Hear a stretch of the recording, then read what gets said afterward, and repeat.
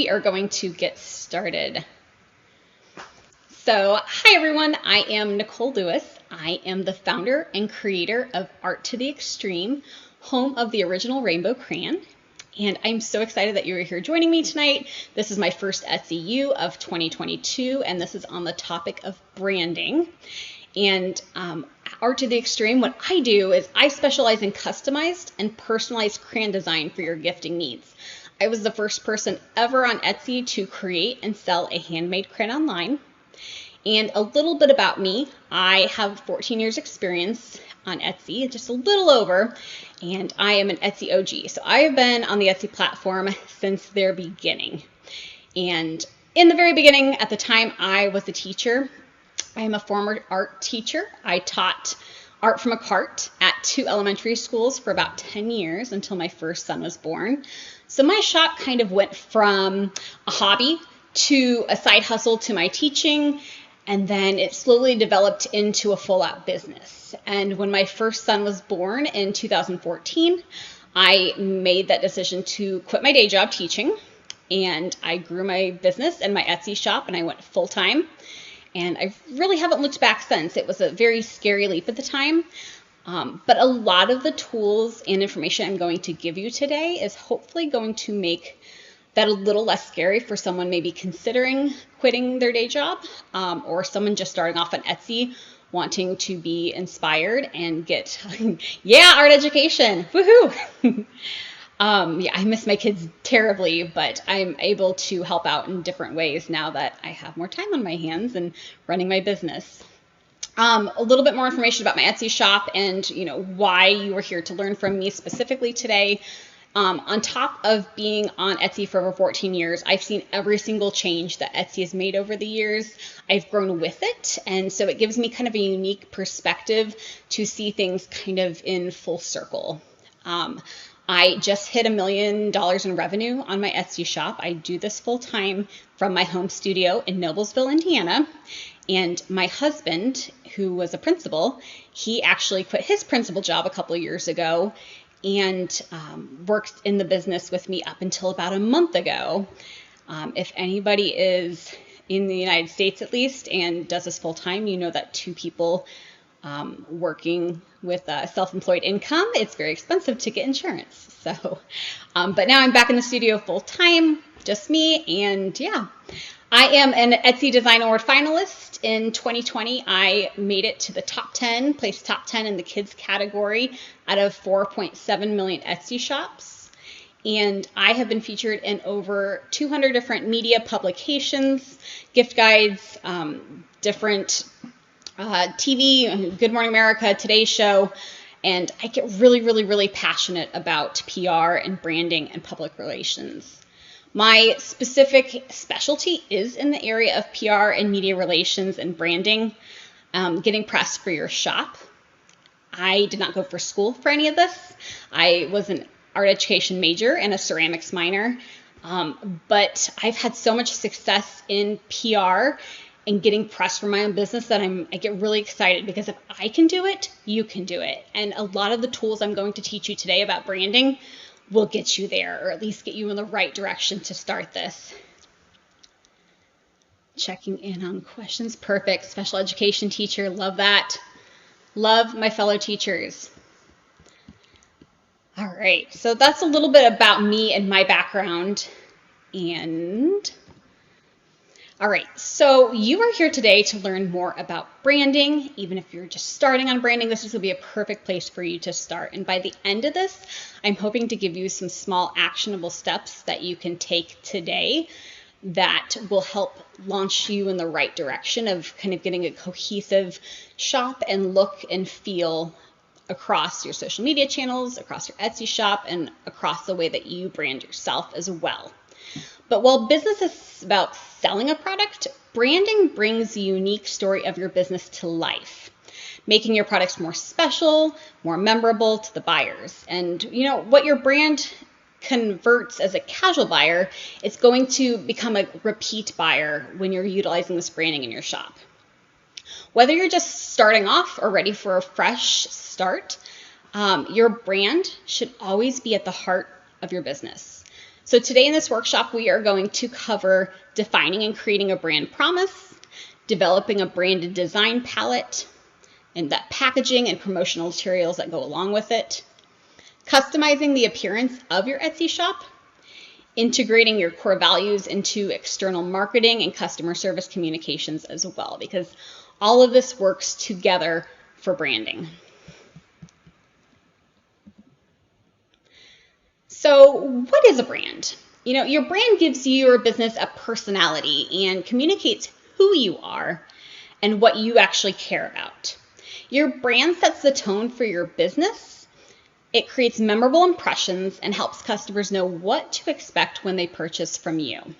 Simply put, your brand is a combination of the images you are trying to project for your business, plus the associations and memories that your customers associate with this projected image. Examples of popular brand associations that you might think of right away are Downy is soft, Coca-Cola is classic, Apple is simple. People connect with the promise that a business makes to its customers. The promise represents a set of expectations that your customer associates with your business. Branding also kind of helps bring your story alive, your purpose, your why, and that's what's going to help your shop stand out.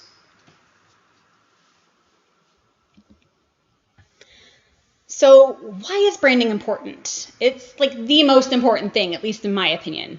I've had my shop for over 14 years. I was the first to create a handmade crayon and sell online. Now when you search on Etsy, crayon shops seem to be a dime a dozen.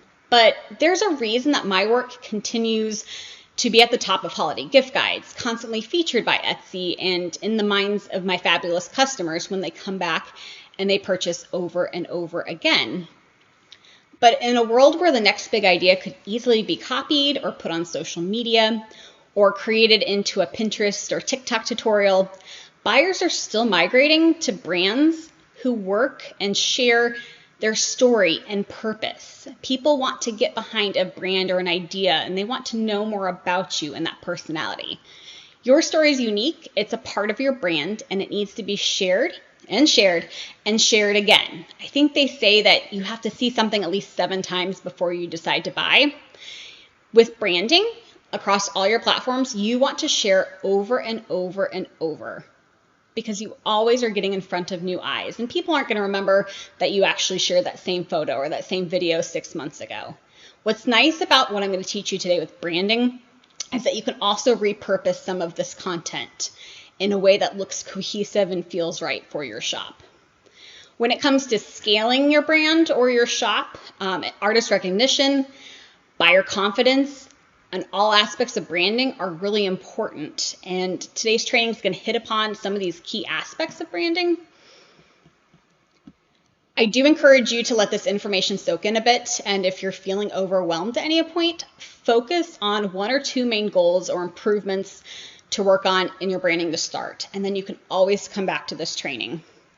Branding makes a difference, and I'm here to tell you how. So a few more points about branding and why it's important. It sets the tone for your business. Branding converts a casual buyer into a repeat customer. Branding connects your products to your target market, and we're going to talk about who your target market actually is. A lot of people think that it's everyone, and everyone is not your target market, and I'm going to show you how you figure that out. Branding gives your business a voice and a personality. And it's going to help you and your work and your business stand out in a sea of makers and like products.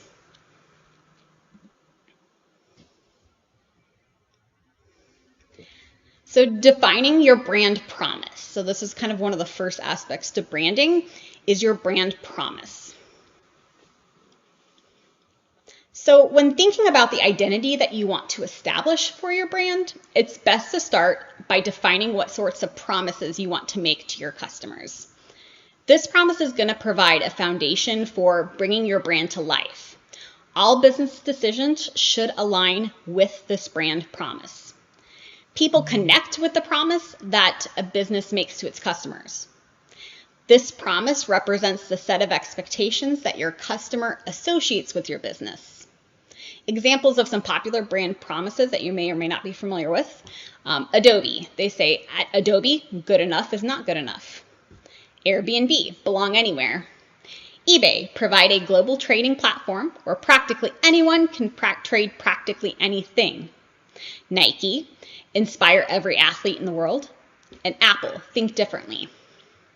Once you capture what is special about your products, it's easier to communicate that unique selling proposition. You're going to hear me say that several times today.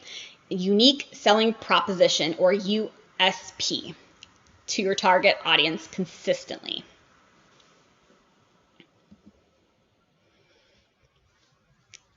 So defining your brand. How do you decide on a brand promise? To help identify what sort of promise you want to make, start by answering these following questions to help define your brand. Why do you sell your products? Shoppers are drawn to the authenticity and personal aspect of what you do.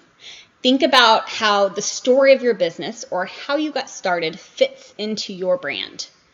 Sharing those key backstory details, including your initial creative spark, the notable milestone, or how your business has evolved over time, can help shoppers connect on your brand on a personal level. When I shared my story a little briefly earlier, were you a little bit more interested from when I said I was a teacher and I did this and then I quit my day job and now I'm doing this? It kind of got you maybe a little bit interested in what I'm doing instead of just a faceless person behind a brand pumping out items. Who is my target market and what problems do I solve for them? So understanding who your target market is and how your products will improve their life will help you create a message and identity that resonates with their values, interests, and needs. It also can be helpful to create a profile of your potential audience or your customers. You're going to literally write down the personas and create these personalities for individual people purchasing your products. Thinking about the perfect party house, the mom looking for a school birthday present, somebody that's an aspiring green thumb. Who is your specific customer?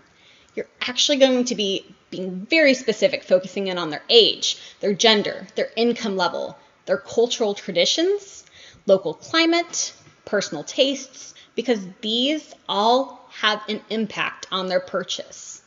And that you're going to keep hearing me refer to that target market or target client.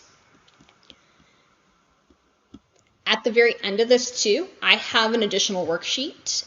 And if you did not get the link for that, I will have it at the end. But I will have a worksheet that's going to help you develop this target market or target customer afterwards. If you want to take this farther, we're going to do a couple exercises with that too. And then think about what are the unique features and benefits of your products. So what does your product reliably and uniquely bring to the table? Think about what you sell and what makes your knitted dog sweaters different from other dog sweaters. Why are your tie-dye shirts special? How does the vintage aprons that you sell differ from other vintage aprons? These are going to help set you apart from others. And these differentiating qualities of your brand can be summarized and packaged to form that unique selling proposition or USP. Think about what you offer from your customer's perspective. What is unique about what you can serve? How can you serve their needs? What types of feelings and experiences do I want my customers to associate with my shop? And then also think about what descriptive words can you use to differentiate and position yourself from your competition. Keep thinking about what makes you different, and we're going to do an exercise in just a minute with that.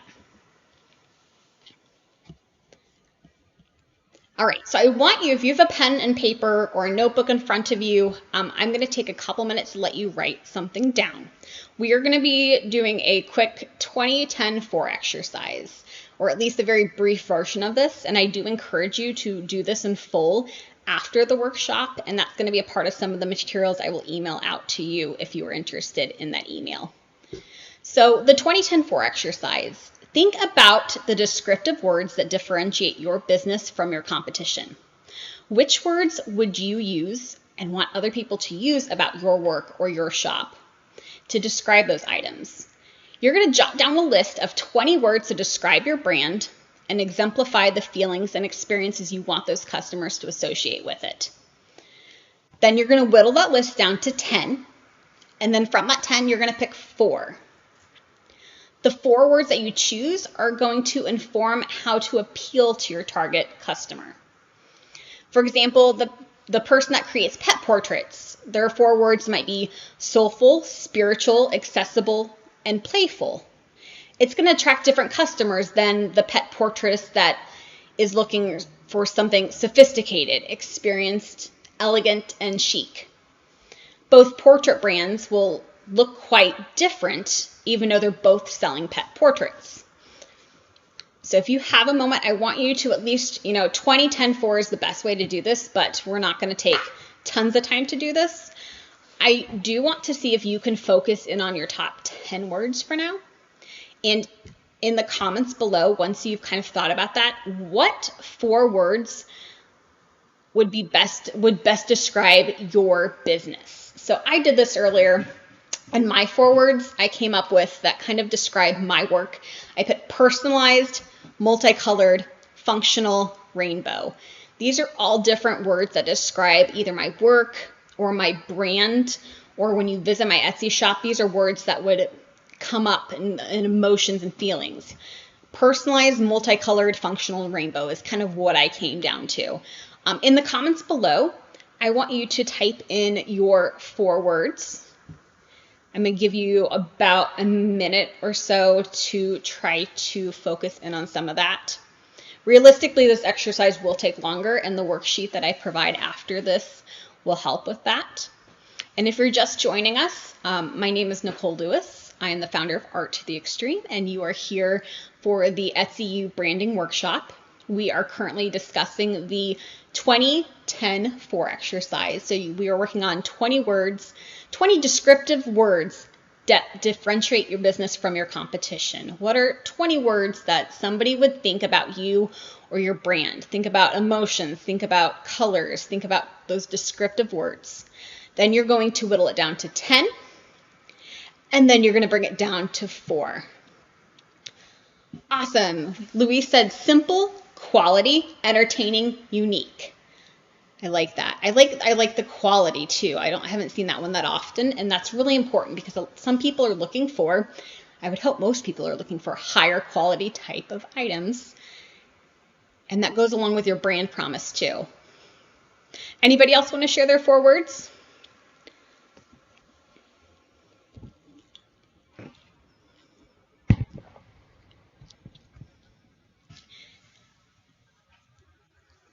Durable, beauty, colorful, unique. And hopefully as people post some of these words, it will help you think a little bit deeper.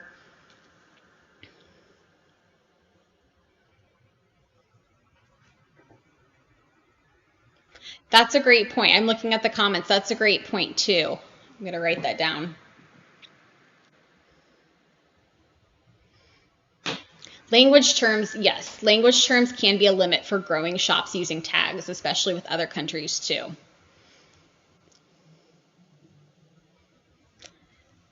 We have detailed, quality, colorful, unique, creative, retro, I like that one, high quality, tradition, hallmark, memories, rustic, whimsical, fun, bright, adorable, sparkly, fun, artistic, comforting, colorful. Good, you guys are getting this. And this is going to go hand in hand with some of the next slides. Keep them coming in the comments because these are going to help others. This might help somebody else spark another idea. Fernanda, I completely agree. So she says, as an example, she's a jeweler and there can be specific words or terms used to describe jewelry that they're not familiar with if you are from a different country. That's a great point. I'm going to write that down because I will also be providing some notes to Etsy after this as well. Thank you for that. Inspiring, nostalgic, plant-based skincare, great non-toxic cleaning. These are very important if you're environmental cleaning, beauty, boho, fun, quality, perfect. So yes, these are all great words. This exercise is really, really good if you're someone that's just starting off. I highly encourage you to go through the 20 words first, then whittle it down, and then down to 4. And that information I will give you after this workshop will totally help you with that too. So I'm going to continue on. Continue putting your 4 words in the comments as you come up with them. And so when you're working with, there we go. When you're working with your brand promise, it's more than a logo or a slogan or a line or copy from your webpage. You want to make sure that the brand promise that you're giving is simple. It's no longer than a sentence. It's not a mission statement, but you want it to reinforce the essence of your company's mission. Is it credible? Does the experience match the brand promise? Memorable. It should impact every decision that your company makes. Your brand promise doesn't have to be catchy, but it should be memorable enough to embrace. And then inspiring. Your brand promise should be inspiring. People are going to act on a purchase or an interaction when they feel connected to a product or a person or a brand or an artist. You want to inspire, but be realistic, and you don't want to promise what you can't deliver. The best brand promises are bold statements that are very short and to the point, that convey the benefits that your products offer over your competitors. They can also be memorable taglines that reinforce that essence of your vision or of your mission.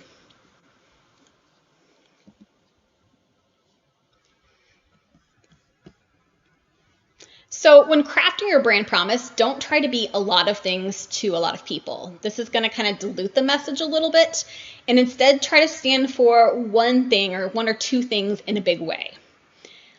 You can always ask people for feedback, and your brand promise can kind of change a little bit over time, but consistency is important. Even brand experts can benefit from a second opinion. So if possible, seek input from friends or other sellers or potential or existing customers.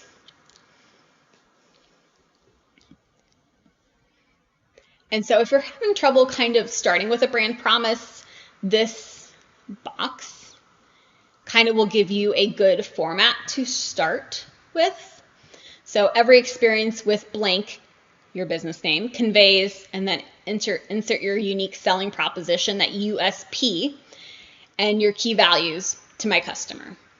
So if you're having trouble starting with a brand promise or what you stand for, you can use this format and kind of develop it from there.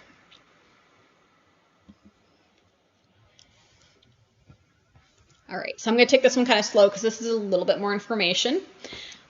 Once you've defined your brand and crafted your brand promise, these are some examples of how to effectively communicate it to your customers during different stages of the sales cycle, because your branding is going to happen before, during, and after the sale, and even beyond that. So before and during the sale, you want an attractive logo and a shop homepage. Visual design is an important part of brand identity. You want to choose fonts and colors and design assets and photos that evoke your brand. You want to design marketing materials with your brand in mind. So think about like your business cards, your promotional materials, your social media pages. And they should all kind of share a similar, cohesive, consistent aesthetic that supports your brand's image. You want to use the same color scheme and logo placements and font across all your platforms, whether it's in your Etsy shop, your Facebook page, your Instagram. And your designs don't have to be fancy, just consistent. Consistency is key when it comes to branding. You want to write item descriptions with a tone of voice that reflects your brand's personality. Tell the story behind your brand, how it relates to your brand's values. Use that photo background and props to help convey your shop's identity to your target customers. And I'm going to give you some visual examples of all of this, but photo backgrounds are extremely important with branding. After the sale, you want to design your packaging to be consistent with your brand's personality. A well-packaged item will impress your buyers, turning fans into loyal repeat customers. And don't forget that your stamp or your sticker or your labels, that's an opportunity to remind your customers of your brand's shop name and URL and that additional information you want them to have in their hands after that sale is made so they can go back to it, refer to it. It's all that package deal with the branding. Branding extends to every aspect of your business, especially customer service. And these activities like answering following up emails, shipping, issuing refunds. As a business owner, you have a great opportunity to build your brand when providing customer service. These are rare opportunities where you have full attention of your customer. How can you use these opportunities after the sale and even during the sale to create memorable experiences for your customer that complement your image? Customer service and responsive time and responsiveness, very important. Your marketing, your customer loyalty programs, your newsletters, and social media content should have a consistent tone and aesthetic to it still.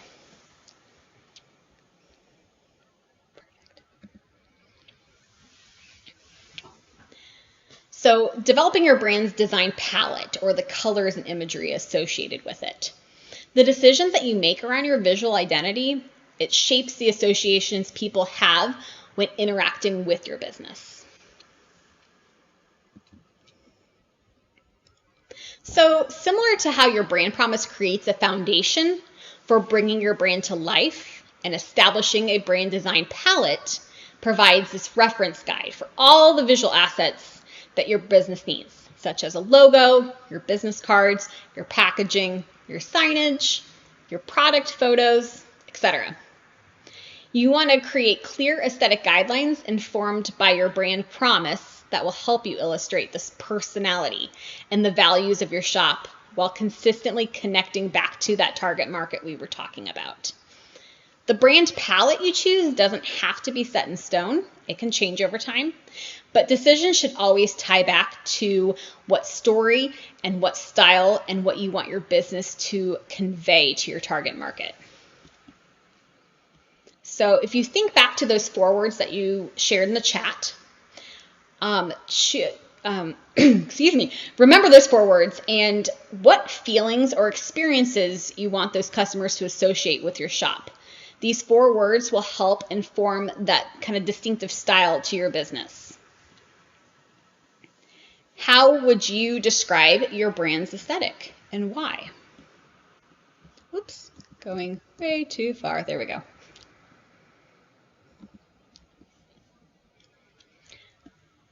So to develop your brand's design palette, we're going to talk about colors, fonts, and photography. Photography is my favorite. So the colors, fonts, and imagery you choose to represent your brand will set the tone and communicate what your business is about. So with colors, think about the tones and the color combinations. Color combinations, you want to have multiple colors that evoke the personality of your brand. What positive visual associations can you channel to capture the attention of your target market? So identifying 2 to 5 complementary hues as the basis for your visual storytelling. There are a lot of resources available, and I will also have some links for you after this presentation to help you choose your brand color palette if you have trouble choosing that. Images, and I know Etsy likes to send people to Canva to use their tools a lot, but Canva also has some really helpful tutorials and articles, especially on design.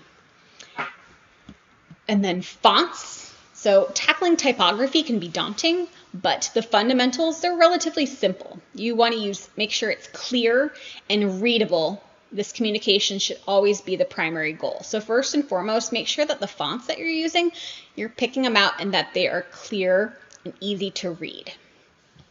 So fonts like Times New Roman are classic, easy to read, while script type fonts and decorative fonts offer stylized embellishments. They still might very well pair really great with your branding, and that's something that you have to think about on a design-wise.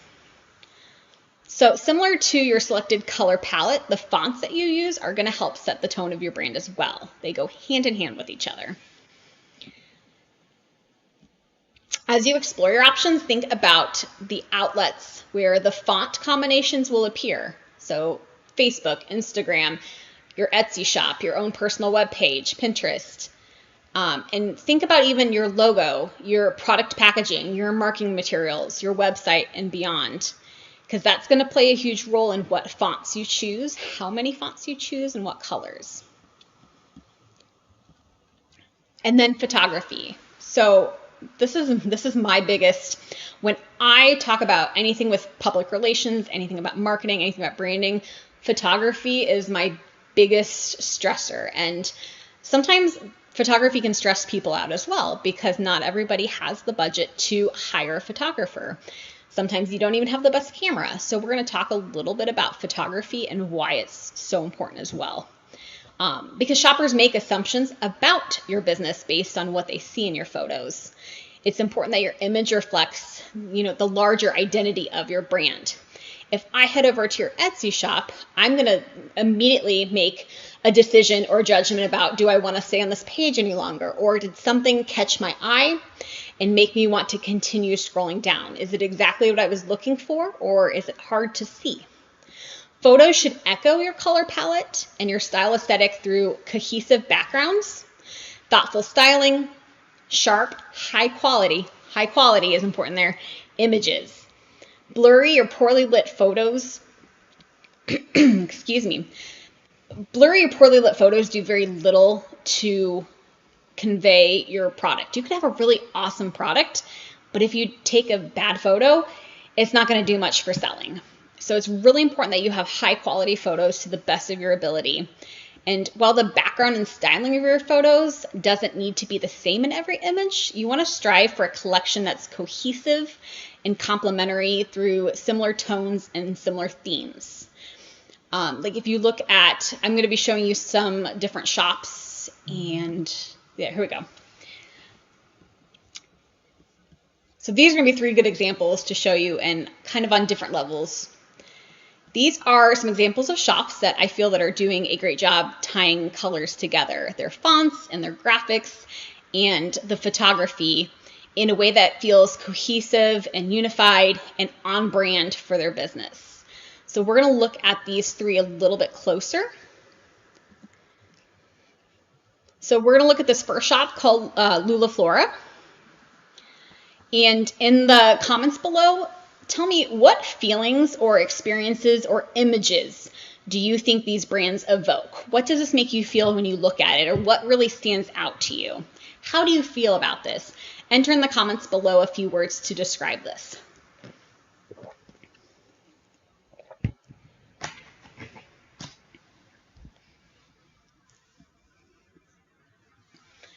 Think about what colors they're using. Think about the patterns in the backgrounds. What stands out? What catches your eye? And in the comments, tell me what words would stand out if you were describing this shop.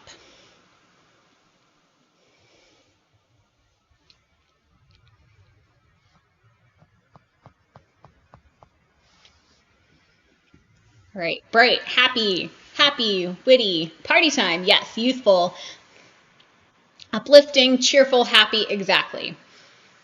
And when you look at multiple of these photos, you feel the same way in each photo.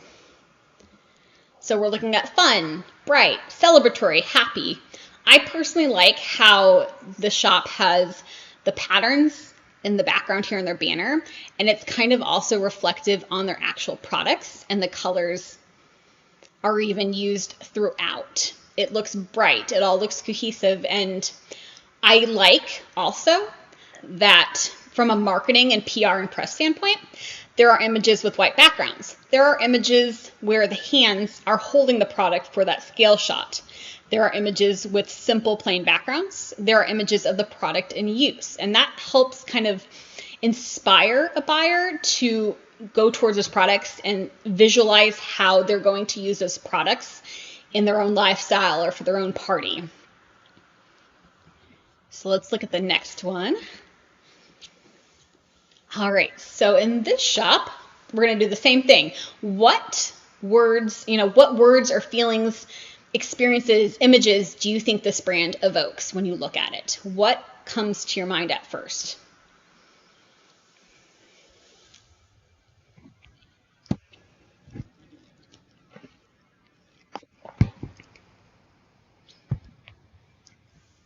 So when I'm looking at this brand, and I'm waiting for some descriptive words to come in, and also while I'm waiting for what you feel and experience and kind of think about the shop, I do like the fact that the shop specifically has white backgrounds or white-ish backgrounds. Everything looks very uniform. It's all kind of the same and easy to read. So simple, natural, calm, healing, classy, upscale, earthy, clean, simple.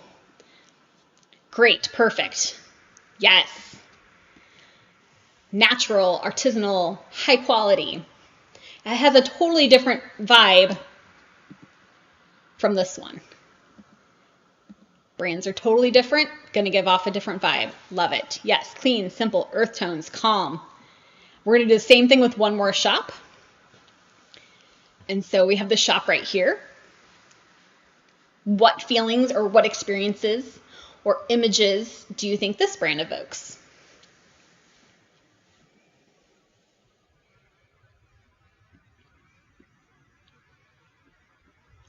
Once again, I'm going to compliment this shop as well on having products that have a white background, having products in the hands for scale and kind of functionality in real life, how the size compares to other things in a room. These are all Etsy shops, yes, so you'll see them right here, and I'm also going to have these shops for reference in the materials after the workshop as well. These are all Etsy shops.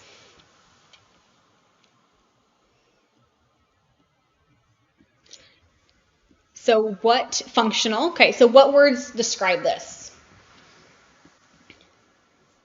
Order, organization, okay. Eco-friendly.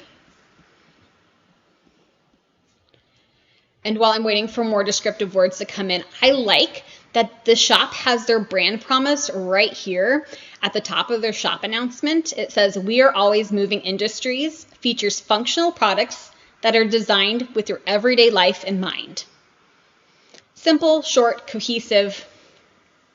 So we have words practical, useful, colorful, casual, simple.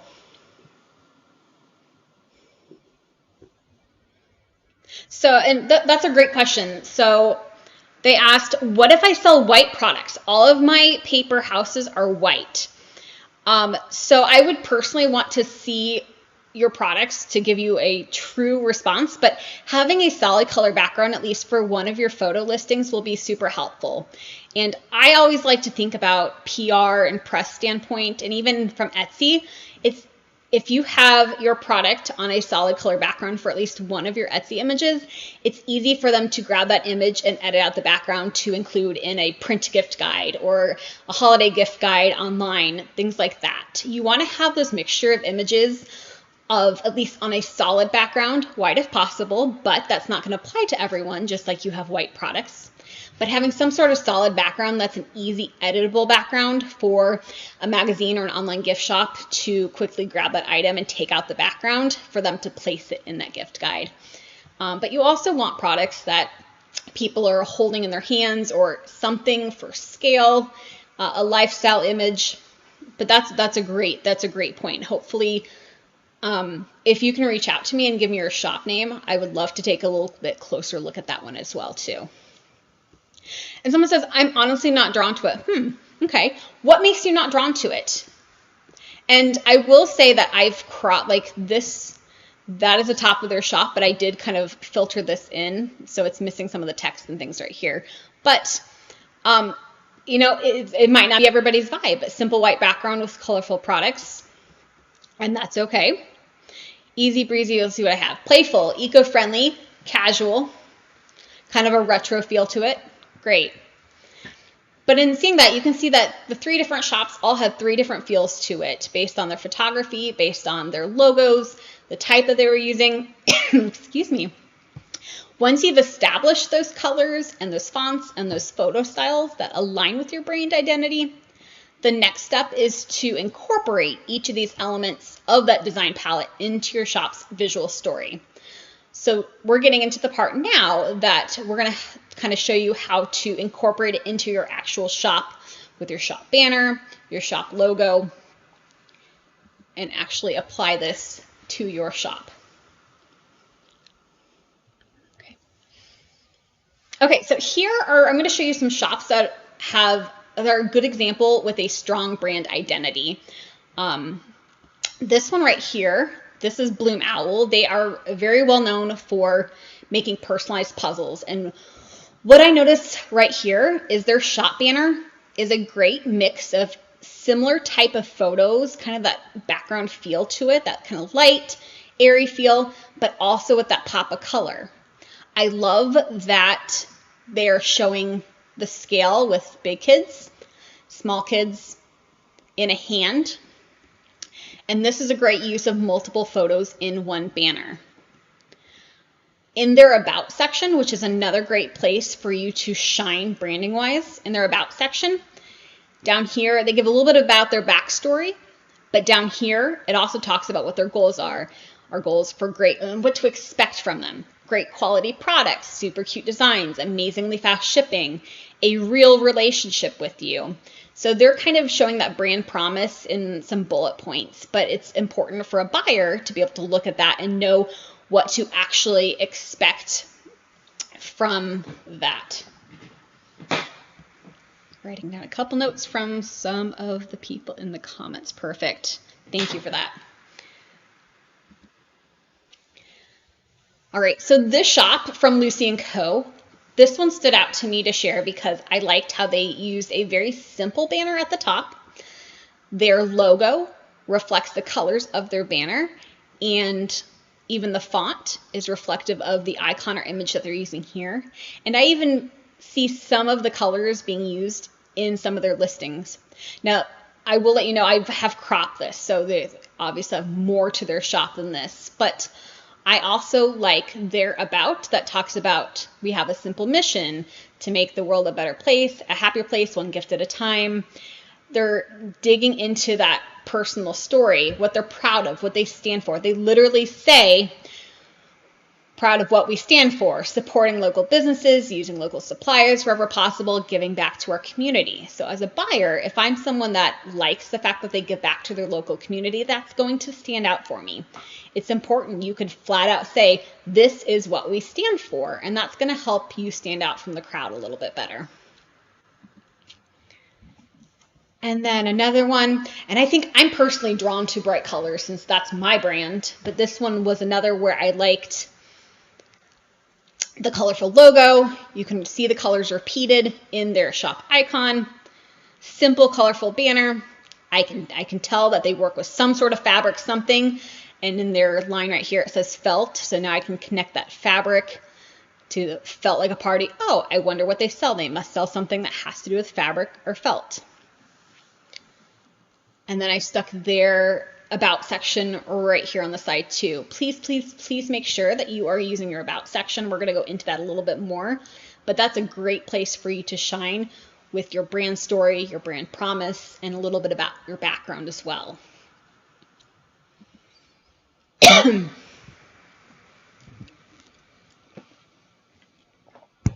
All right, so customizing the look of your shop. We're going to get into how to actually change up your banner, your shop icon, getting into photography a little bit.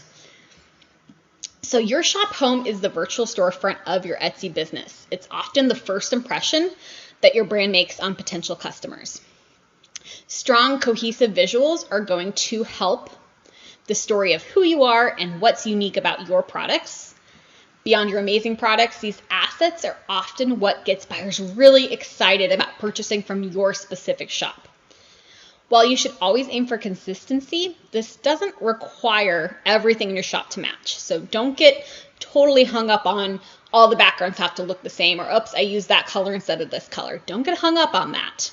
You do want to try to be consistent as much as possible though.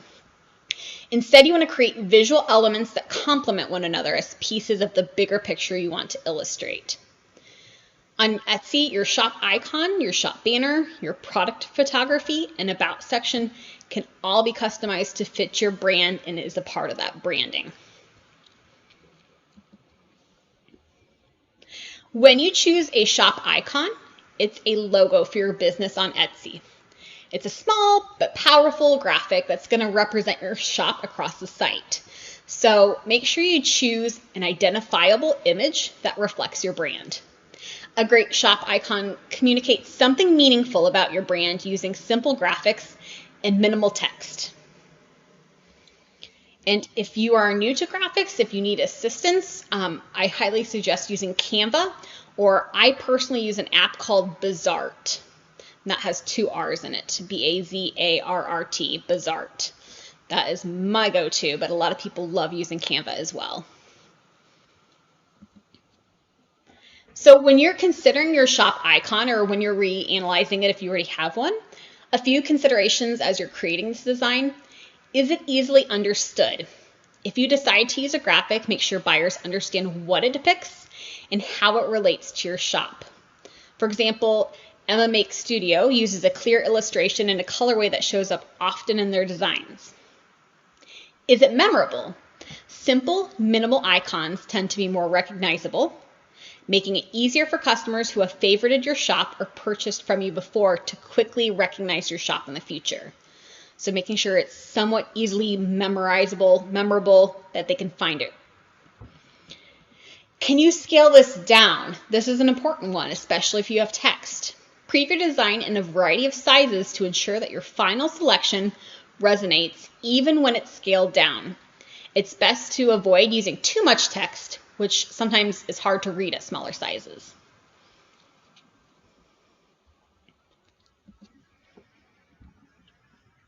So here's another strong example. This shop is using a similar type-based icon. And notice how the graphic kind of complements and goes along with the products. It looks like it fits or belongs.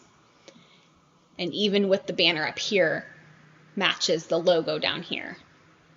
It's all kind of one uniform, cohesive look together. Here's another one. I've actually purchased from Knot and Bow before, and they are known for really bright colors, but also simple, bold text. Easy to read.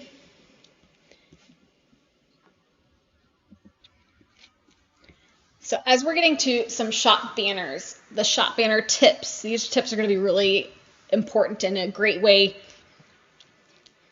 Yes, I just got a question. This will all be available for the next couple of weeks. I will probably leave it up longer than that, and I will have all the information from this branding presentation in my hub afterwards. Anybody that missed part of this, you'll be able to rewatch it. If you need me to go back and explain something farther, I'm going to have a way for you to fill out a form on my branding hub that I can contact you by email directly with your questions and answer all that too. All right, so shop banner tips. So at the top of your homepage, your banner is the most prominent graphic that buyers are going to see when they visit your shop. It's the first thing they see. So you want to make sure that you create an image that kind of sparks that buyer's interest. And here are some tips. Make sure you're designing for the correct dimensions. I know the first time I created a banner on Etsy, I didn't have the correct dimensions. Now apps such as Canva, you can put the dimensions right in there and they will create that space and that correct size for you right then and there for you to plug and go with your images, your branding colors, your text. I am not very Photoshop savvy, and using an app like Canva or Bazart is going to make your life a lot easier, especially when it's getting the correct dimensions. You have 2 standard size options, and the big banners that can make a splash across your whole page at the top.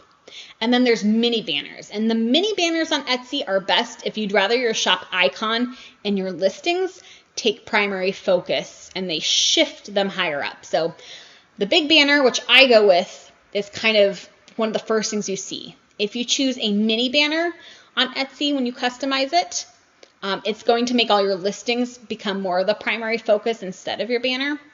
If you're a shop that has a more simple banner and you're not showcasing different product photos in that banner, a mini banner might be a better option for you. Keep in mind though, when viewing with a mini banner, it's not going to appear on a mobile device. You want to highlight your best imagery. The banner is the perfect spot to show products in action, or like a styled shot, or these products actually in use, and kind of like a range of your entire collection together. You can also experiment with repeating patterns, fields of color, unique textures, or photos of your workspace even. In my banner for Art to the Extreme, I always have very bright, colorful photos. I have the kind that, the banner I chose is the larger one with 4 images, and I usually try to alter mine like white, solid color, bright, white, solid color, bright, just to mix it up a little bit. But my banner is usually always bright, colorful. I don't just throw up images there. I do everything with a purpose. So make sure it's still a cohesive look, whether you're using 2 images or 4 images. In your banners, make sure you use text sparingly. You can include your name in your shop banner if you want to, but make it big enough to read on mobile devices, and keep the text to the center of the photo so it's legible if the image is scaled down. A banner is also a great place to reflect major milestones. I change my banner for every single season holiday. Easter was over. The day after, I change it to something that's going to be more for birthdays. Since my products, my crayon creations are geared towards children, I'm going to go ahead and shift to birthdays, because for me, there's not a huge event for me to give crayons to. So I'm going to go for birthdays over the summer, and in the fall, I'm going to start shifting it to back to school. I like to change mine for every season, so keep that in consideration for milestones. And as your product photography grows, or as you find a budget for product photography, focus in on certain times of the year. Can I share the dimensions and the correct sizes for full banner and mini? Yes, I can. I don't have that on me right now, but as we wrap up questions at the end, I can get you those dimensions.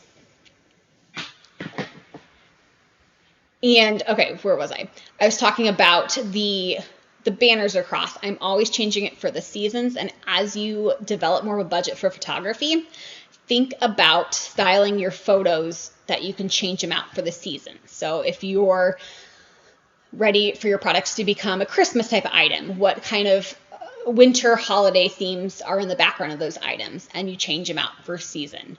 And that's more of kind of an advanced Etsy type of angle, but it's going to also help you get placement for gift guides in the Etsy guides that they create if you're switching them for holiday. I really go into my listings and I think about my branding and photography on Etsy specifically in an Etsy way. I'm putting specific photos in my shop that I know Etsy will grab and be able to easily use in their branding when they decide to come up with a gift guide. So I do that a little bit differently in my Etsy shop versus my own personal website. We are going to get some of this information in printable form. I will talk about that at the very end. There is a link that you can fill out, and I will be able to email all of this to you after the presentation as well, especially if you came in late. So in reflecting major milestones, so that's where we were. And in my shop specifically, if you were featured on TV, or for me, I was on the Etsy Design Awards, that's going to be on my shop banner, and that helps me stand apart from other shops. So that information, your banner is a great place to put that as well.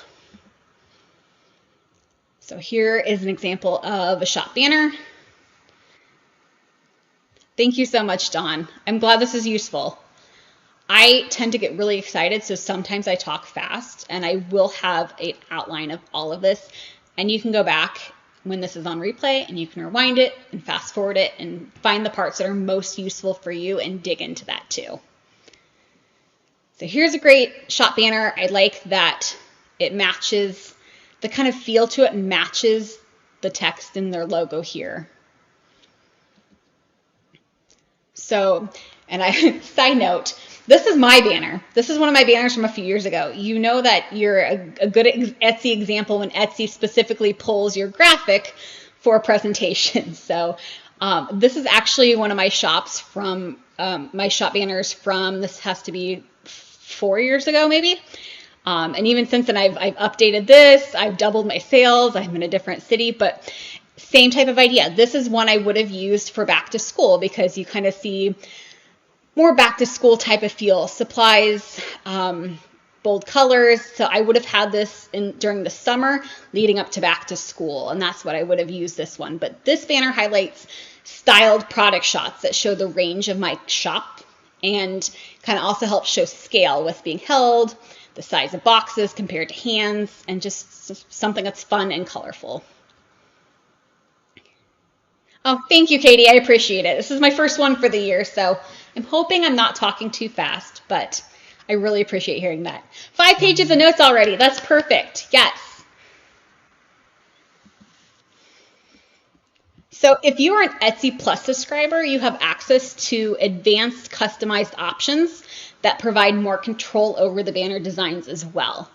I think I've used a collage before. I am an Etsy Plus subscriber, but I think collage is the only one I've personally used. I have not used a carousel. I know on my own personal websites before I've had trouble with it loading sometimes. Etsy is a much bigger platform, so I don't think they typically have issues. But carousel is a great way to go if this option's available to you if you're an Etsy Plus subscriber. But the collage allows you to assemble up to 4 coordinating images in one banner. And you can show different levels of your product in detail, textures, prints, patterns, all being able to display at once. And then the carousel, which is what's right here, allows you to showcase a set of 4 rotating images on a continuous loop. So you can kind of take buyers on a tour of your shop offerings, spotlight different inventory or for the time of year that it is, or just highlight your best-selling products. We have a question of what is an Etsy Plus subscriber? So there's the basic plan of Etsy, and then you can choose, I think, don't get me wrong, it's around $5, maybe more a month. I will find the exact information and get that out to you, but Etsy Plus is an additional benefit, so it's a little bit, you pay a certain amount a month, a little bit more, and you get certain amounts of credits towards advertising, you get certain shop options, additional help and training that's evolved a little bit over time, but I know Etsy behind the scenes is coming up with some really awesome options for those who have Etsy Plus. It is a monthly charge on your Etsy shop bill, different than just a basic Etsy plan. Oh, thank you. I appreciate hearing that, Fernanda. But yeah, I'm going to write down the Etsy Plus so I can get that information to you too. Because I don't know off the top of my head every single benefit, but there are several benefits to being an Etsy Plus subscriber. And for the amount of advertising credits that they give you a month, it pretty much makes it worth it for me to go. Oh, there we go. Thank you. Thank you. I don't have my website right up. $10. Okay, so it's $10 monthly, 15 listings, and $5 in advertising. And I think at the time, I just wanted to try it out. I'm really open with Etsy on trying different things, trying it out. If it doesn't work for me, it doesn't work. And it might not be for everybody. And if you're just starting off and wanting to get your footing with the basic offerings, that's great too. But you'll have a few more design options if you are an Etsy Plus subscriber as well. All right, photography. This is one I get excited about. Your products are the heart of your business, and the way that you present them visually should align with your overall shop aesthetic and cater to your target market. You want to be deliberate in how you assemble the product shots and use photo backgrounds and props. Each of the images appearing on your homepage should reinforce your shop's story as a whole. When arranging your listings, remember that the photo backgrounds should complement each other and together can make your shop look very cohesive.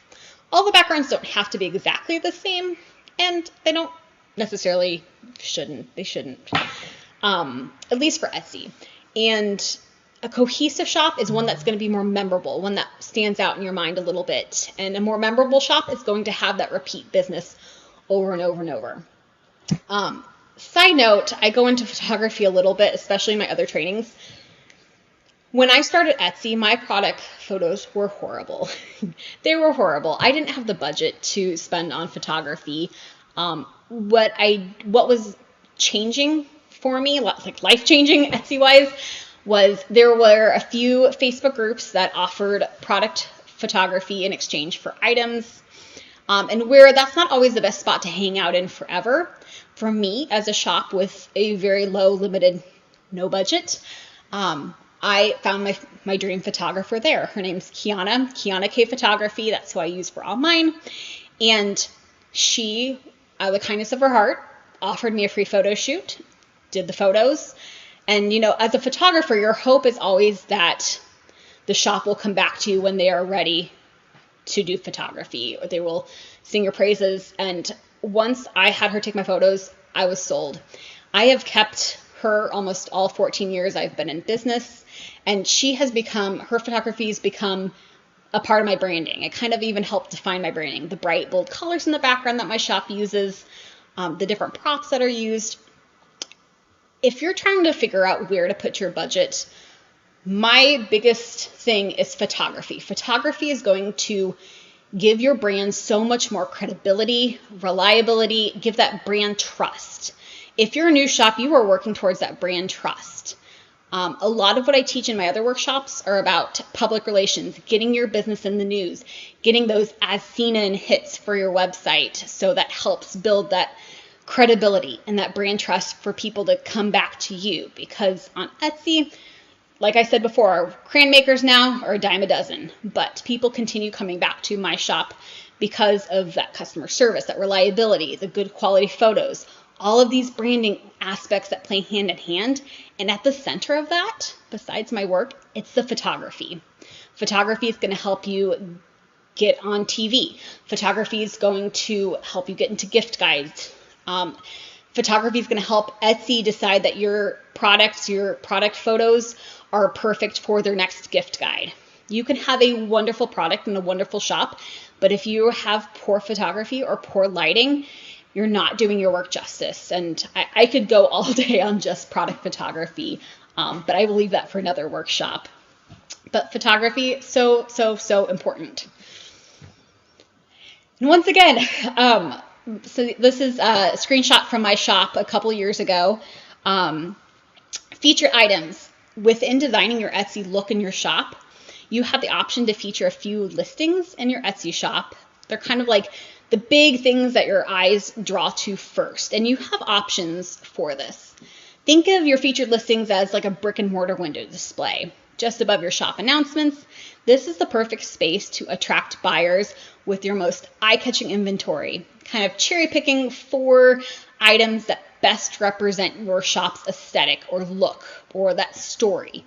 You can quickly introduce your buyers to your brand and entice them to continue looking down the page to your full collection with these images. So they should be some of your best work, your best photography, something that's eye-catching, that's going to grab their attention. When you choose to have these items in queue, you want to make sure that you keep a full queue. And when I say queue, when you're looking at your listings in the editing page, you can choose to have the 4 items highlighted. I think I have 5 items here.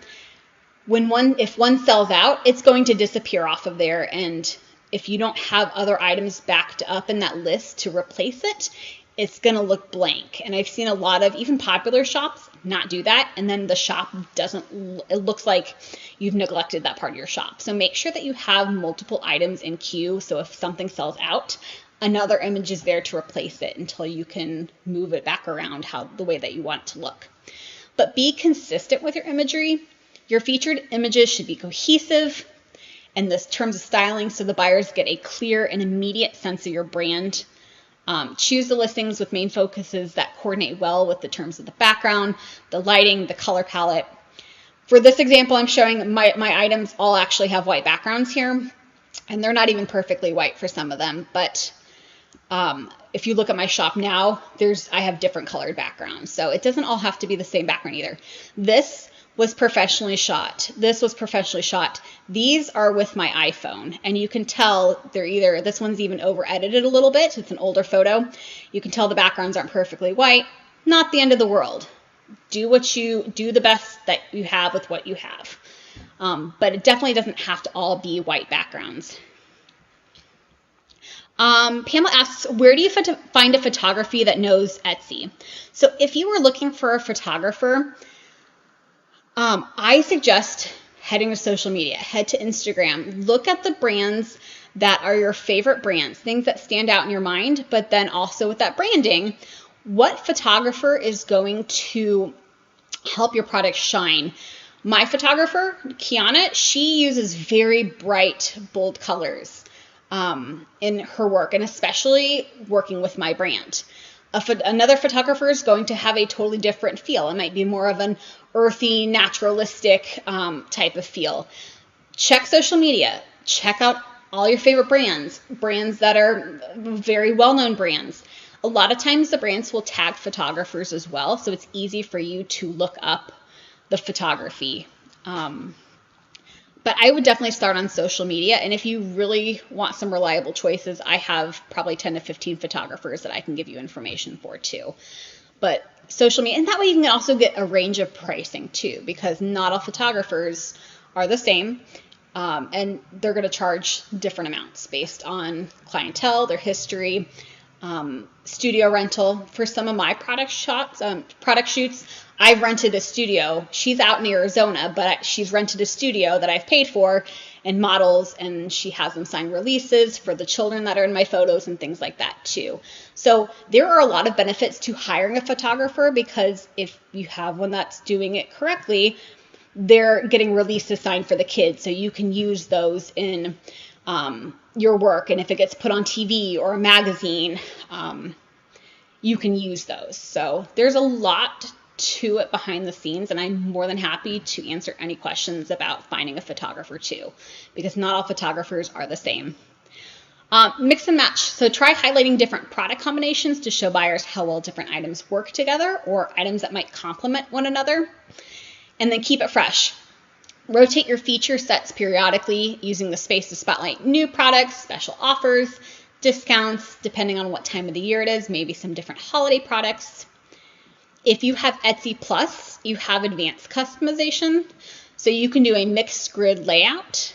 Trying to read with, okay, so like a mixed grid layout, different perspectives. See, mine, I have some bigger items, some smaller items down here. With the Etsy Plus, you have just a few more design options if you are very specific on how you want your shop to look when a customer visits it.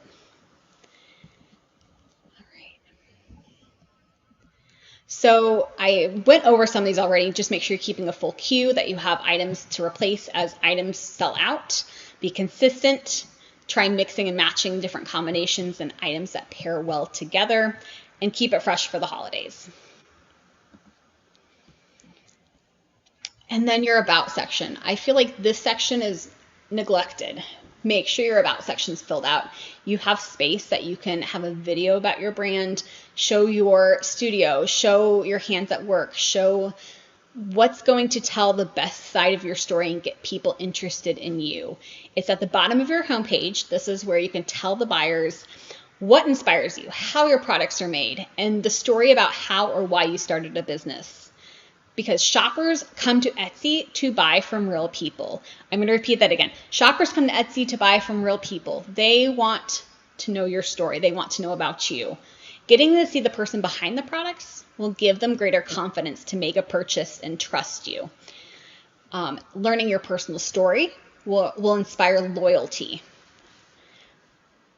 You want to make sure that these prospective buyers are going behind the scenes of your passion and your why and your messaging and what makes your shop so special, to help it stand out and have them continue coming back to see what's new.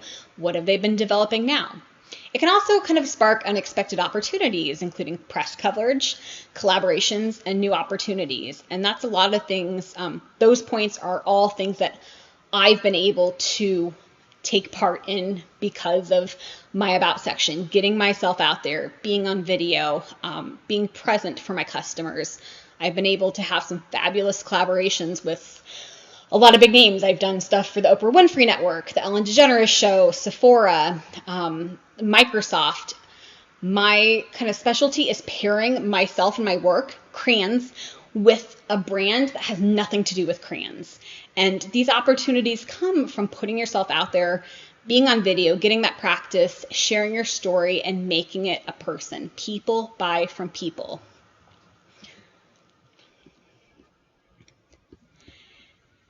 And so the about section, make sure that you try to share a memorable story. Sharing those key backstory details. What's your initial creative spark? What notable milestones have you had in your shop? How has your business evolved over time? How can shoppers connect with your brand on a personal level? All those types of kind of that spark, it kind of really gets them interested in your brand and your story and keeps them wanting more. Use the photo carousel in your about story. Make sure you have a lot of photos that you're showing. I think you can have up to 5 or 6, including a video. So change them up every once in a while. Show your studio, show your face. A lot of times when brands and companies and celebrities and people have reached out to me, it's been because my face is out there. I go to other shops, other people's websites, and I can't even find what their name is in an about section. Please make sure that you are getting your name out there as the artist. If your name isn't found, if your photo's not found, you could be missing out on important opportunities. That is a part of branding as well. Not only do you want to brand your work, but you want to try to brand yourself. I will go a little bit more into how I do that too. But even as I sit here today, if you went to my social media, my Instagram, you're going to see me always wearing like a headband like this or colorful earrings, something that's going to, I feel like I'm always on brand, but it's a way that it makes it memorable. Oh yeah, there's that Crayon lady. She's wearing that flower headband, bright earrings, all about rainbows. So always be thinking about that. Your about section's a great time to show off some of those key features that you might consistently wear or do or act with your brand. I would definitely add a video to the section if you have video. And your shop owner photo. Don't forget to add a photo. You can see it here. You want to make sure that your face is about 70% of that image. That way it's clear, it's well lit. You don't need any text with it, just a nice photo of yourself smiling, so it's easy to find you and see it, because people buy from people. So let's get into branded packaging and promotional materials. This is one of my favorite shops. Caitlin Minimalist, her shop comes up a lot on Etsy, and it's because she brands very, very well. Whether you're in the early stages of establishing your business or looking to expand or refresh your look, make sure that you're trying to take a strategic approach in your packaging and the physical assets of your promotional materials that you include. Your customers will see your packaging before they even see your product. Your customers will see your packaging before they even see the item that they ordered or your product. It's very like the first impression that a customer gets when they are seeing your item. So you want to try to make sure it's memorable.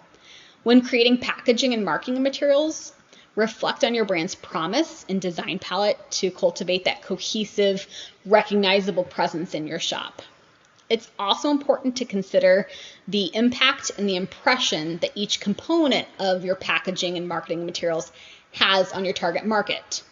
So will incorporating eco-friendly shipping materials help illustrate your focus on sustainability? Is your primary audience compelled by minimalist, social media ready product packaging for that perfect unboxing?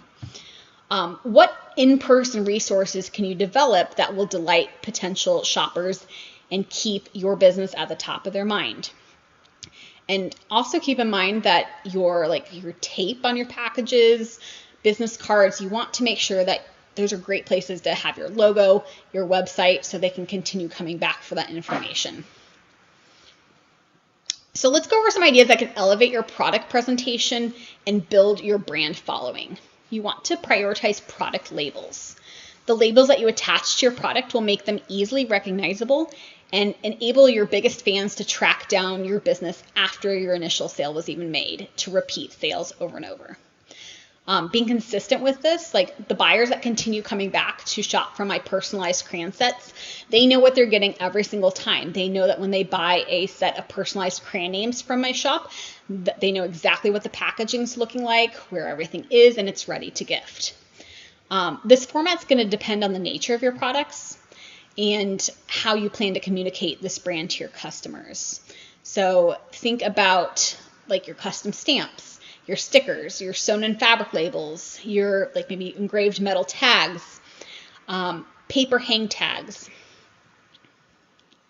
I see in the comments, do you know any custom stamp businesses? I do. I'm taking notes as you all ask some questions in there so I can go back to them and get you the resources that you need to. I do have some suggestions though.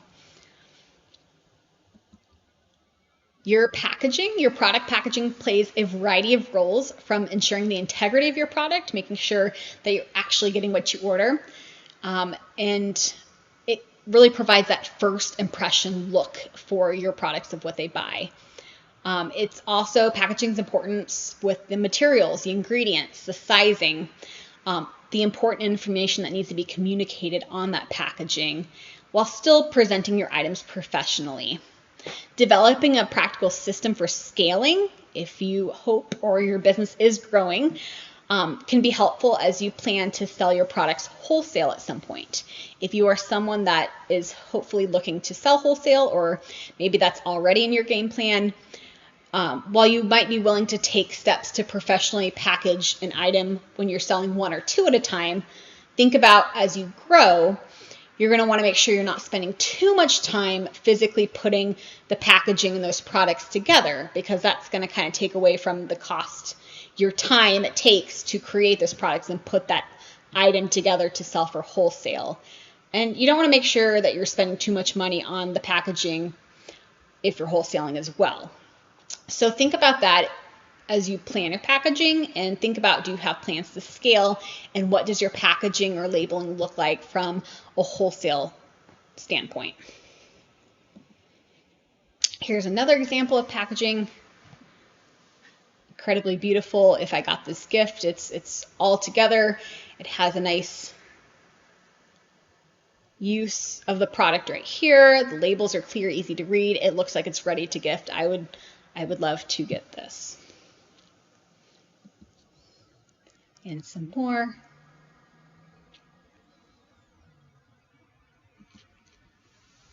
Think about your marketing materials too, because the business cards and supplemental marketing materials like postcards and stickers, they're going to give your buyers more opportunities to connect and share your shop with friends.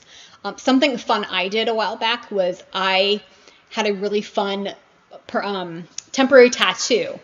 And I would have people take, like, kids love temporary tattoos. My products are created for kids. It had all the colors of the rainbow on it, and really small below it had my brand name, the original Rainbow Crayon. And I even went one step beyond, and on social media, I gave a discount to anybody that tagged the temporary tattoo somewhere on their body or their kids' hands and things like that. So you can come up with really creative and fun marketing materials that aren't going to just get pitched right away. I create a handmade crayon business. I wish I had it with me, but sometimes I give, instead of a business card with my shop, I have a crayon that actually has my logo on the crayon, because I specialize in customized and personalized crayons. So I create custom branded crayons and any kind of font creation logos for businesses and companies. I had my brand and my crayon, my @Art to the Extreme for my social media, right on the crayon. They're not going to take that and throw that away. If you get a crayon, you're going to at least hold on to it and use it a little bit, right? So think about being purposeful with some of your marketing materials if that opportunity is available for you as well. And think about the marketing materials that you've enjoyed receiving as a customer, like a handwritten note, even a cool sticker. While writing a handmade note might could seem silly or daunting, I cannot stress enough where people are so impressed. I've gotten emails back, "Thank you so much for taking the time to write a handmade note. We really enjoyed your products." It does stand out in people's minds. So if you have the time to personalize, "Dear so-and-so, thank you so much for your support. Love, Nicole," do it. Now, if you're pumping out hundreds and hundreds and hundreds of orders a day, there might be a better way for you. Maybe you have a message that's already written, and at least you write in their name at the top of it or something. Find that way to kind of personalize that to your customer. People in the comments are saying, yeah, I want to know, what do you guys include in your packaging? That would be a great something to share in the comments too. I'm a fan of great packaging and labels. I am too. Sticker Mule to create packaging tape for my store. I've been looking into that too. I've seen that done very, very well, especially for boxes and branding. I do not send small gifts, but I heard about a seller that does. And sending a small gift is, sometimes that can turn people off too. I've seen where soap, makers will send like a tiny sample as a thank you or have thank you stamped in something. You have to decide if it makes sense for your business. You have to kind of think about including that in general in the cost of your product too. And does it make sense? Do people want that? If you're selling a hair care item and you include a pack of M&Ms, think about your branding. That doesn't really go together. So be purposeful for what you send. If you send something, I've seen more times than not that people don't like actually getting an actual gift, and don't feel like you have to do that. But even just writing a handwritten note is wonderful. Just be kind of purposeful, brand-wise, how you do that, if that makes sense. Wood engraved business card. Yep, I like that. See, kind of tweaking it just a little bit to relate to what you do. Like Dawn creates hand-turned bowls and a wood engraved business card. I love that. Stamped tissue paper to wrap shirts. Perfect. And what's great is 14 years ago, they did not have all these different companies able to create custom tissue paper and custom boxes.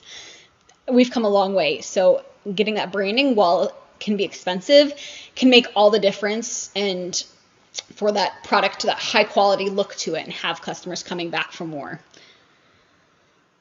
Yes. Professional printed thank you card. Mm-hmm. Yes. I like this. Make sure that you're looking in the chat, if you don't have your chat open, for some really awesome ideas for thank yous and cards.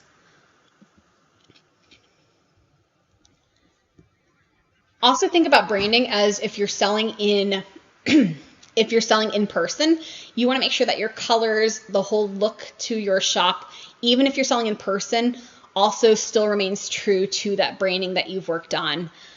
Keep your established brand imagery, those color palettes in mind when you're creating signage and gathering those materials for your booth. Make sure you're adding social media information.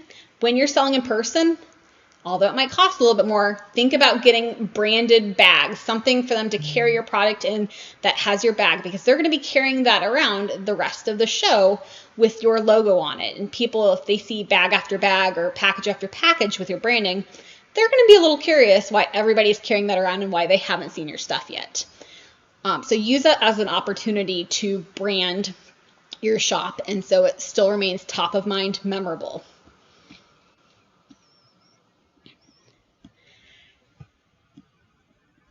And then a good point too, I wrote down, make sure that you're commonly, it's common to evolve and refine your shop. What I do packaging wise is way different than what I did 14 years ago. It's okay if it changes over time. It's going to, as your business gets more popular, as you scale a little bit, or maybe you spent too much on packaging and you need to tone it back a little bit. You have to ultimately do what makes sense for your business and your brand too. But if you have the space and the funds to order in bulk, you're going to save a ton of money if you're able to order everything at once. It's often the most economical and quickest option too, to order in bulk when you can. Yes, when I do in-person, I don't do a lot of in-person shows anymore, but my minor in college besides ceramics is printmaking, and so I have logo stamps that I hand carved and I printed physically on the bags. And also at the time it was a little too cheap to just order them. I liked the hand printing of my own bags in person. Now it wouldn't make sense for me to do with the scale and amount of traffic and stuff that I get. So I love that though. I love that so much, and it just adds that extra personal touch to it.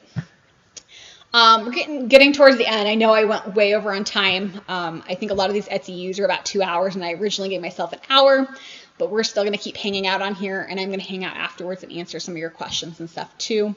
This will also be on replay if you need to leave, put the kids to bed, depending on what time and where you're located throughout the world. And we'll be back here too. But let's get to customer service and social media as well. This is kind of one of my favorite parts with social media. All right, so now that we've talked about how to bring your brand to life with consistent design choices, let's go over your communication with customers and how that factors into your brand identity. Customer service interactions are a prime opportunity to express your brand promise and kind of hone in on that communication style. Keep in mind that the broader umbrella of customer service encompasses a variety of touch points, including one-to-one conversations, policies, FAQs. With the unique needs and challenges of your target market in mind, consider how you're reflecting your brand promise across the following points of contact, such as your customer interactions, your shop policies, your FAQs.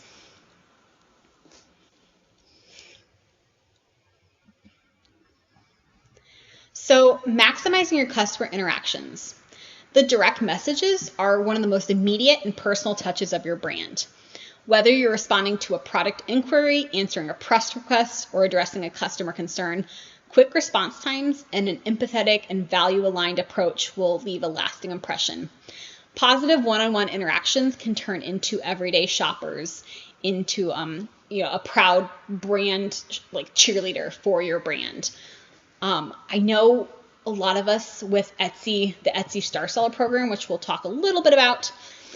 Sometimes when we talk about responding to customer messages, I get a lot of eye rolls from people sometimes, like, oh, do I have to answer it right away?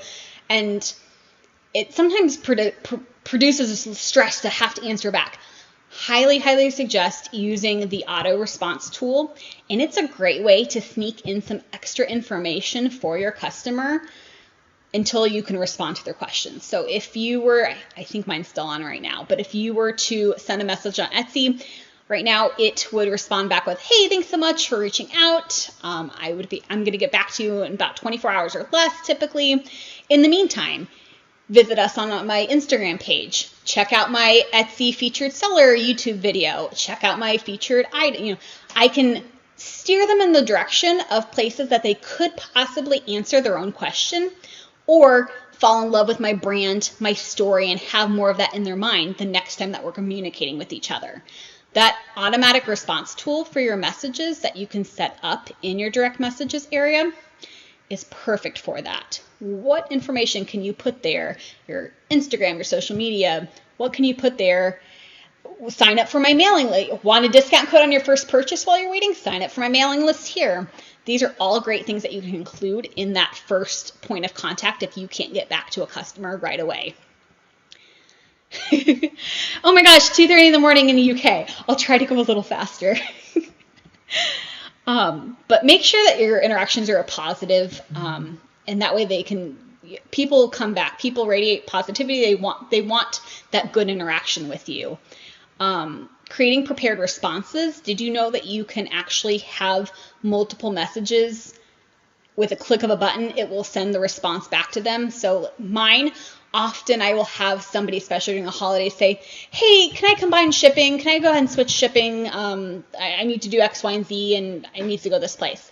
And I have an automatic response that says, hey, we would be happy to take care of that shipping for you. I've already made the change in my end, but when it ships, you might see a notice. Please be assured that this is shipping to the correct location. It automatically sends what I have written over and over and over time again. I always forget that those automatic messages are also there for a quick response. Use those tools. They are gold. Make sure that you're perfecting and updating your shop policies. A lot of times, a lot of questions can be answered in this section, and make sure that you're standing behind your shop policies and guiding people there if they have additional questions. It also kind of helps protect the integrity of your business. As you create your policies, think about how your brand values will be reflected in the shopper's experience.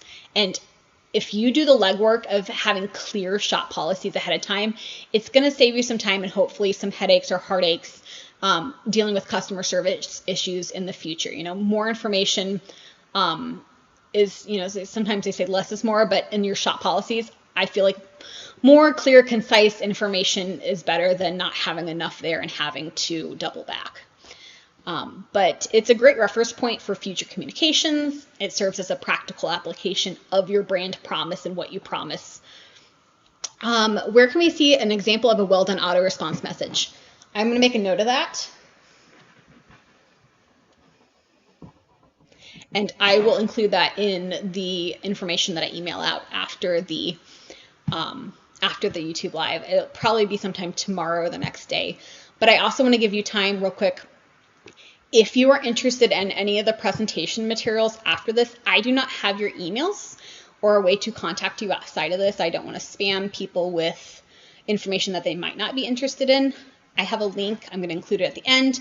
It's also in the notes of this presentation as well. when you first logged on to YouTube, and it has that link, and I'm calling it like my workshop hub. That has like a MailChimp type of form that you can put your name, your email address, any questions that you have. I think it says like, what questions do you have for the presentation for me to cover? Just go ahead and put in your question. If it's for me or if it's for instance an Etsy admin, I can pass it on to them. And then it also has some further questions too. But that's the only way that I'll have your email to directly email you any of this helpful information afterwards as well too. You can also reach out to me through social media. I do respond to Instagram. We'll get onto this I'm getting off topic, but I will have information for you at the end of it, especially if you have to leave in a little bit too. All right, where were we? Make sure that you have your shop policies up to polish. Demonstrate your expertise with a frequently asked questions section. That's always great to have. So even if you're not able to communicate with your customers right away, you can reference literally a link to your FAQs in that auto response message back to your customer to hopefully answer your question ahead of time. Star seller stuff. I'm not going to go too much into the star seller rating, but it's an easy way to reward shops for consistently offering an excellent customer experience. Your response rate, the 5-star ratings, the shipping. These are all things, I could go on and on all day. We could have debates about star seller and talk about how it's useful or how it's not useful. I do truly believe that star seller helps me personally because it, when it's late at night and I need to respond to that message, or it holds me accountable for keeping up my messaging back. In the end, it does what it's supposed to do. It keeps me as a shop owner on my toes to make sure I'm responding in a quick and timely manner. People aren't going to trust you if you're not responding to things in a timely fashion, if you're not shipping things out when you say. And, there's a couple of star seller checklists of some things you can do with the star seller. By the way, exactly what I was hoping for in this presentation. Oh, perfect. Thank you. That means so much to me here. I'm going back and forth trying to read your comments at the same time. I really appreciate hearing that. But overall, the star seller, I do see that Etsy is adapting their program to hopefully make this attainable for more shops. And they're trying out some different things with individual, like this shop has a star seller response rate, even if you didn't make it for the others. I will tell you, as a shop that's made over $1 million on Etsy, as a shop that's an Etsy Design Award finalist, I've only gotten star seller like maybe half the month since it. And I didn't even have it, I think, until October or November. It's not the end all be all, I promise. Please do not stress out about it. Just continue offering the best service that you can offer. And it's okay, guys. I know a lot of people really stress out about star seller, but it's okay. Just do the best that you can with what you have. And if you're aligning your branding and your message and you're doing all of these things, you're going to get there. Page listings. I'm going to get to some of these. I'm seeing some really awesome questions, but I don't want to get off topic for those that are hanging around. So I will get to those questions too towards the end. All right. Social media. Only a couple slides left. Promise you guys are doing awesome. Thank you so much for being here. No matter where you're posting the content on your social media is a continuation of your shop's branding. This is where a lot of people can shine on Instagram, on Facebook, on TikTok. There are so many different ways for you to show off your brand and can use it as a continuation of your Etsy shop's branding. It can be very overwhelming. I personally like to hang out on Instagram. I've recently started dabbling in TikTok, and I got that like one viral video, at least in my sense of it just took off, and now I'm more intrigued about TikTok. But in the end, you got to do what moves the needle for you. What are you best at? What do you enjoy more? Maybe you don't even enjoy social media. I do suggest being on one platform at least that makes the most sense for you. For me, it makes sense to be on Instagram. With Instagram, my work, my crayons are so visual and bright and colorful, and it gives me a chance to get on video and kind of really shine and tell my story, show demonstrations, show my studio, and I like that because it's more of a video, a long-term video and photo format. Social media is also a great place for you to be discovered by different news outlets, different gift guides, different media personality. That's how one of the ways I got connected with the Oprah Winfrey Network. Being able to show up and have a place for your video is great. If you are someone that dreams of being on the Today Show or Good Morning America, you need to have a social media account somewhere. You need to have a place where a producer can go and see your branding, what you look like on camera, how you talk. Can this person actually give an interview and talk to a camera and keep things going? Having this on social media and having those reels or video formats on there permanently and getting that practice in is going to be monumental for you to continue that branding and start being seen if you're wanting to gain press for your business. But the most impactful posts that you're going to put on there often are about asking a question or sharing a story about how you got started. Personal details. People buy from people. Keep up your aesthetic. So you want it to be clear messaging like your branding in your shop. It should be kind of a carryover of the same types of colors, images, fonts. Mind your tone, the way that you talk and present yourself in your posts. Does it align well with your brand? Think about your hashtags. Think about your hashtags. They have the potential to draw in followers who could become new customers. With straightforward hashtags that describe your products can attract new buyers, while thematic type hashtags can reach customers who share brand values like eco-friendly business practices. And then definitely explore that video. Video is going to be gold, and not everybody's comfortable on video. I know I wasn't at first. I'm not even 100% comfortable doing this, but it takes practice. It takes time getting in front of the camera. People are just excited to hear about what you have to say. Everybody has a story. There's someone out there who's like, I just make soap. No, you make the best soap. Here's why you started making soap. Here are the things that you do to create your soap. You have a story, and social media is a great place to continue that branding and share it. People buy from people. Your backstories equals your connection with your brand on that personal level. Talk about your creative spark. How did you get your idea? Notable milestones. How did your business evolve? Show some behind the scenes. Back in October, I had the pleasure of Etsy coming out to my studio and spending a day with me, filming, seeing how I work behind the scenes. I'll link that as well, but that was on their YouTube channel, and those exact things are on there. And it gets people interested in your story and keeps them hooked to want to know more. Oh, well, what's happened with this brand since then? The spark. How did your business grow over time? Share it, and then share it again, and share it a million more times. If you do the work and create time with this branding and oh, that's so sweet. If you do this work to get this branding aligned, to get your colors and your font, it's a lot of work. It's a lot, guys. I know that. But if you do it, you're going to have all this content to continue sharing. If you look at I'm going to tell you a secret. If you look at my Instagram, I use a lot of the same photos from like a year ago. Today, I think it's National Telephone Day, which I didn't post about that. National Telephone Day. I happen to have a photo of my letters saying like hello with the phone. I reuse my content over and over and over. Anything that you talk about, you can use it in text. If you speak on a video, you can repurpose that text into an Instagram post, into a blog post. Use it for SEO on your own website. This content, if you do it one time, you can use it in multiple ways. And if you join me for other of my Etsy U presentations I'll have over the coming months, I will talk about how you can use that content more. But if you put the time in to do it now, keep organized notes, keep organized files, I promise it's going to make your life a lot easier later on, and you just reuse it and reuse it. It takes people like 7 times to see something before they make a decision. So no one's going to care if you posted that same exact script or photo 2 weeks ago. They're probably not even going to know. Share, share, share, and share again. I took a couple quick screenshots from my own Instagram from a few weeks back.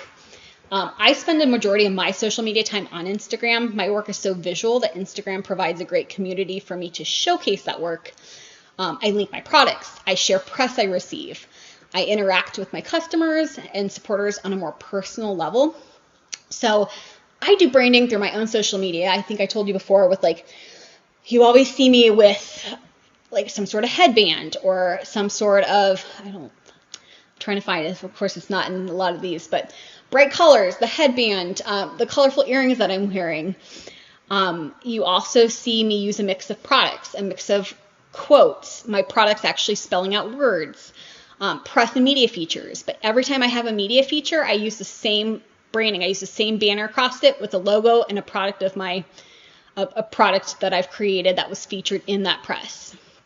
Studio visits, images. I'm a mom as well, so I will show my studio how I make time. I try to make time for my kids and manage the whole mompreneur, business owner type of thing with my family, and how I incorporate my mini crayon crew into what I do.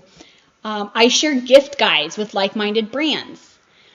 Branding is also about interactions and building relationships with those shops that are like-minded and people that really value. I get to know people over and over and over. Make it a point to become friends with people that are like-minded in your branding, that follow your brand, people that do portraits. It's hard to see, but I have this portrait by this wonderful artist, Lacey Swan. She's on Etsy.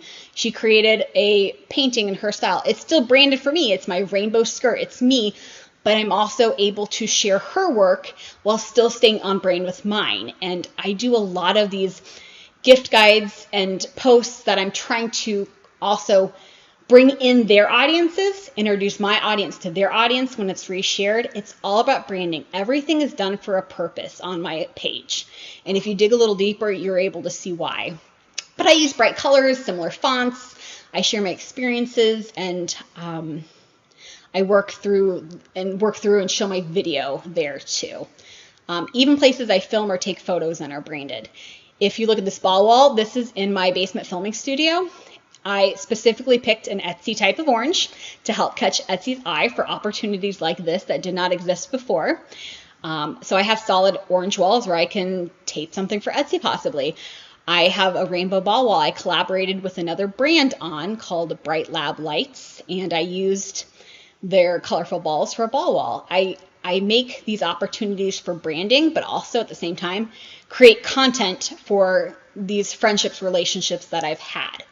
It's all branding. It's all together. This did not happen overnight for me. This was many steps and me deciding on what I liked the most to work on, what I'm passionate about, and what I do well with. If you are overwhelmed by anything I'm telling you today, pick one or two actionable steps that you think you can start with and go from there. You do not have to do everything all at once. It's okay. You can get excited and passionate. Pick one thing. If you don't like doing something, if you hate TikTok, don't focus on TikTok right now. Focus on Instagram and using that content on Instagram, and then slowly pull it over to TikTok. That's what I'm doing. Focus on what you like and what you like to do well. And that's a great place to start if you're not sure what to do. Let me look at the comments real quick.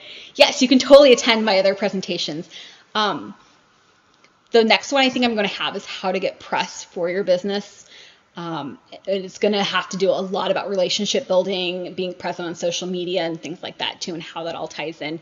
And yes, you'll be able to watch your recorded video as well. It's going to be set up a lot like this, where I'm not sure how exactly everyone found me, but in that Etsy events hub, my next presentations will go in there. You'll want to look for me. My name is Nicole Lewis, Art to the Extreme. And after this, I also have that link I'm going to give you. I think it's actually my next slide. Oh, there's going to be some worksheets that I will send out to those who are interested in me emailing some worksheets, some additional information out, some of the suggestions on like stamps and photographers and things like that if you're looking for suggestions afterwards. But I also have, okay, we're towards the end of the presentation. It says questions. I'm going to take questions, but I'm going to put this up just for those that need to hop off. They have that link. This is going to take you to I made a quick information hub before this presentation. It has a little bit about me, my story. It has like a MailChimp type of form that you can fill out with just like your first name, your email. If you have any questions, or you can just type in what you want to say to me in that spot, I'll see it.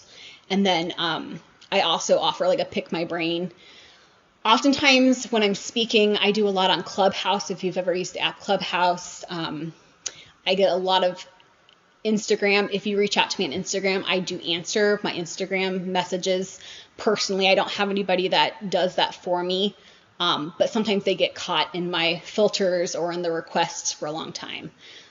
So the best way to connect with me today would be here. I will eventually get to everybody if you do connect with me through Instagram and such, but also everybody's going to have some sort of question. So I do have a way for you to, if you want more of a one-on-one conversation with me, to fill out some time to kind of pick my brain, like buy me a coffee type of thing. But this is going to be where you're going to get those additional, sorry, I'm reading the comments too. The additional information after the presentation, I'm going to email that out to anybody that fills out that form. I promise it doesn't lead directly to my shop. It's a totally different page than to what, like, say my customers would see for like discounts and stuff like that. This is specifically for Etsy U people, a way for me to have your email, and then I will email out for my next live, and it's going to be on getting press or PR for your business probably in about a month or so. So we are towards the end of the presentation. What questions do you have for me? I'm going to hang on here for probably 15 minutes or so, and I know some people do have to run. I'm going to start looking through some of your questions too as you have that. If you have your phone out, I'm not sure how many people are watching from a phone versus a computer. If you're on a computer, if you have like an iPhone or maybe even an Android, if you just hold up if you take your photo and you do the QR code, it should pull that website up for that form to fill out.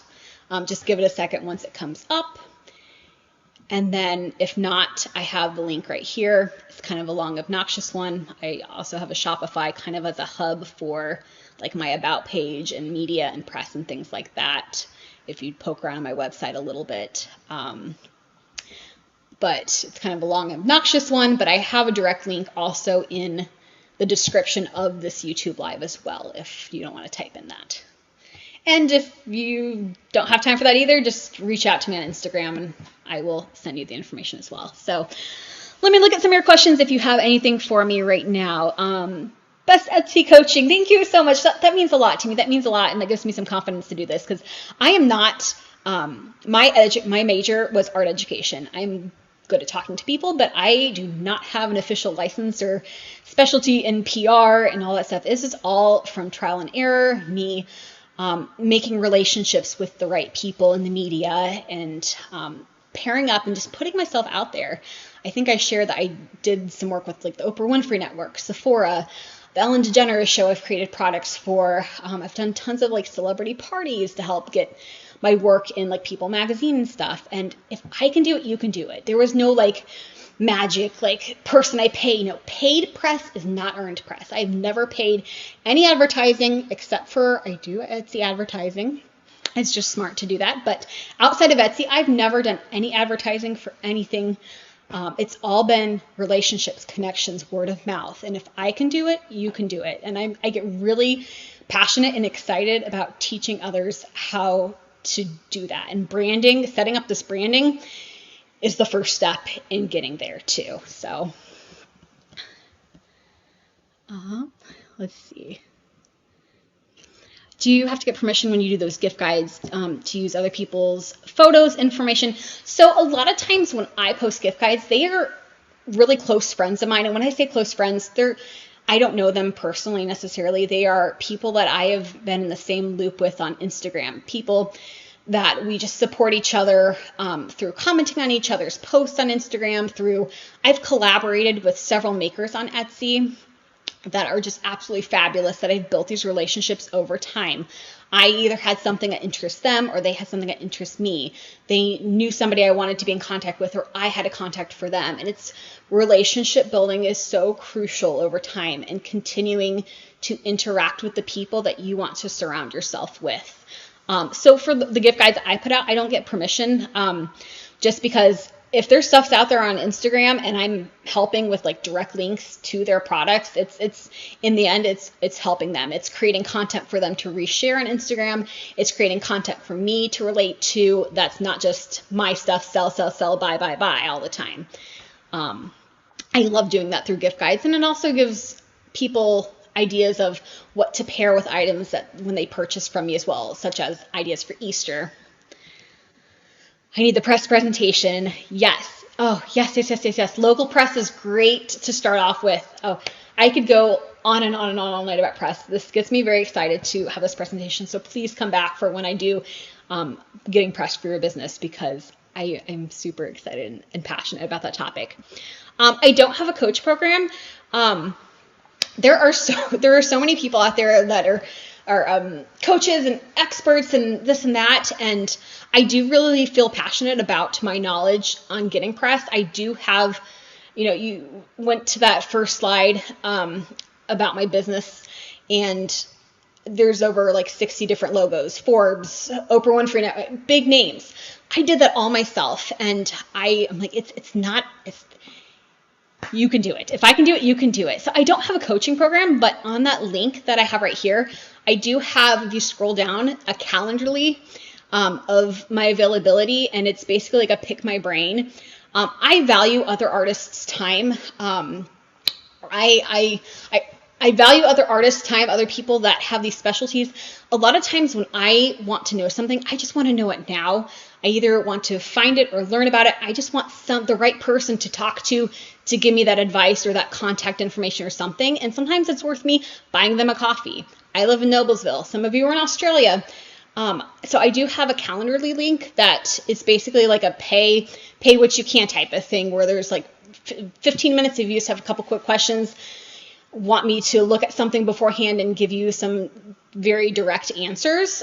Great. If you want a longer session, I have different amounts, like a pay what you can. If you have a great budget and you want to support my work and my time, great. If you don't have that big of a budget, but you still want to pick my brain for something, choose one of the lower values. So that's kind of my way as coaching. I don't have an official coaching program.